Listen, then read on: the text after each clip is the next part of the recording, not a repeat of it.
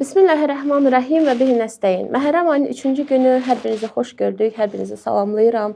Allah Taala əzadarlıqlarınızı ali dərəcədə qəbul etsin. Allah Taala sizləri və bizləri Əhl-i Beytin qapısından ayrı salmasın. Məhərrəm ayı bizlər üçün çox gözəl bir fürsətdir. Məhərrəm ayı əslində bizim üçün bir nemətdir. Bəzən biz bu nemətin qədrini bilməsək də, bəzən bu nemətin böyüklüyünün fərqinə varmasaq da, dərinliyə gedəndə görürük ki, Məhərrəm ayı müsəlmanların təmizləndiyi bir aydır. Məhərrəm ayı müsəlmanların beyyətlərinin yenilədiyi bir aydır. Məhərrəm ayında insanlar qərar verir ki, kimin yanındadılar? Yezidin yanındadılar, yoxsa İmam Hüseynin yanındadılar? Ümid edirəm ki, bu məhərrəmdə beyyətimizi yeniləyərik və öncəki məhərrəmlərdə olduğu kimi yenə də İmam Hüseynin yanında qərar alarıq. Ötən verilişimizdə İmam Hüseynin Küfədəki köməkçisindən danışdıq, Müslüm ibn Əqildən danışdıq. Müslüm ibn Əqil əslində Kərbəlanın ilk şəhididir.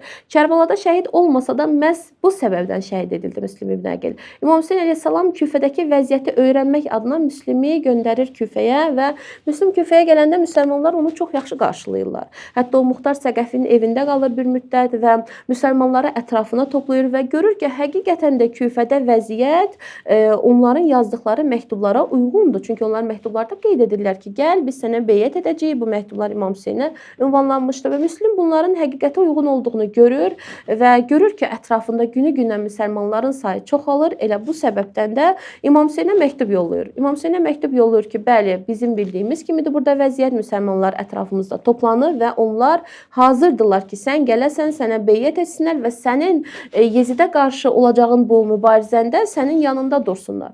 Bu məktub artıq İmam Hüseynə yollanır, ünvanlanır və Müslim yenə də Küfədə öz təbliği ilə məşğul olur.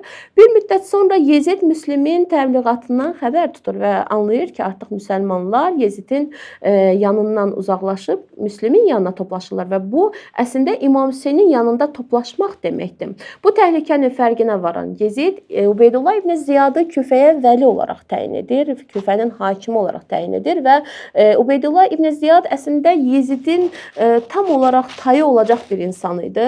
Çox şəxsiyyətsiz və bilirsiniz, bəzən düşmənin də mərd olması gərəkir, amma bunlar namərd bir insan idilər. Düşmənçilik edəndə də insan gərək elə düşmənçilik etsin ki, mərdcəsinə etsin düşmənçiliyin, amma bunlar çox namərd insan idilər. Bunlar insaniyyətdən uzaq olan bir insan idilər. Ubeydullah ibn Ziyad da Yezidin öz tayı olduğu üçün Yezid onu könül rahatçılığı ilə Küfəyə vəli təyin edə bilir. Ubeydullah ibn Ziyad Küfəyə hakim təyin edildiyi ilk andan başlayır müsəlmanların içərisində nifaq salmağa. İlk nifaqı məhz Müslümə qarşı olur. Müslümin tərəfdarlarının içərisinə gəlir, qiyafəsini dəyişir, tarixdə qeyd olunur, o hətta geyimini belə dəyişmişdi və onların içərisində gəzə-gəzə, onlarla birlikdə dolana-dolana müəyyən bir nifaqlar, şək-şübhələr başlayır salmağa və beləliklə müsəlmanlar pərakəndə olmağa başlayırlar və Müslümin ətrafı get-gedə dağılır, seyrəklik baş verir və beləliklə Müslim tək olmağa başlayır. Müslüm Küfənin ilk məzlumu idi. Çünki get-gedə zaman ötdükcə o anlayır ki, artıq təkdir və müsəlmanlar heç də dedikləri kimi beyyətlərinə əməl etmədilər, dəvətlərinə əməl etmədilər və bu səbəbdən Müslim İmam Hüseynə məktub yazmaq istəyir ki, mən səhv anlamışam, bu müsəlmanların beyyətini elə bilmişəm ki, doğrudur, dəvətləri doğrudur, amma sən demə bunlar heç də öz beyyətlərində əmin deyillərmiş. Mənəm sənə məsləhətim, sən yola düşmə.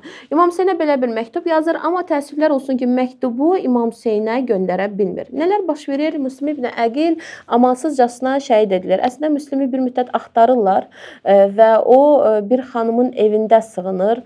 Xanımın evində yaşayır. Tarix qeyd edir ki, çox möminə bir qadın idi. Onun evində yaşayır bir müddət, amma onun oğlu Ubeydullah ibn Ziyadın tərəfdarlarından olduğu üçün məhz Müslümin o evdə yaşadığını onlara deyir və beləliklə Müslümi həbs edirlər, gətirirlər Ubeydullah ibn Ziyadın yanına. Tarixdə qeyd olunur ki, Müslim Ubeydullah ibn Ziyadın yanına gələndə ağlayır. Və İbn Ziyad düşünür ki, Müslim bu ölümdən qorxduğu üçün ağlayır. Deyir ki, niyə ağlayırsan? Küfəyə gələndə bilmirdimmi ki, aqibətin belə olacaq? Müslim ona çox gözəl bir cavab verir. Deyir ki, mən özüm üçün ağlamıram. Mən İmam Hüseyn üçün ağlayıram. Mən ona məktub yolladım ki, buradakı müsəlmanlar sənin gəlməyini həqiqətən istəyir. Buyur, gəl.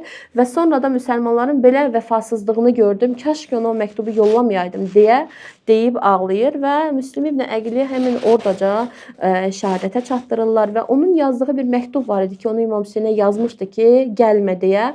O məktubu orada bir insana verir ki, xahiş edirəm bunu İmam Hüseynə yolla. Amma təəssüflər olsun ki, o da həmin məktubu İmam Hüseynə yollamır və İmam Hüseyn hər şeydən xəbərsiz bir şəkildə Məkkə şəhərindən Küfəyə doğru yola düşür. Əssalamu aleykum və rəhmətullahi və bərəkatuhu.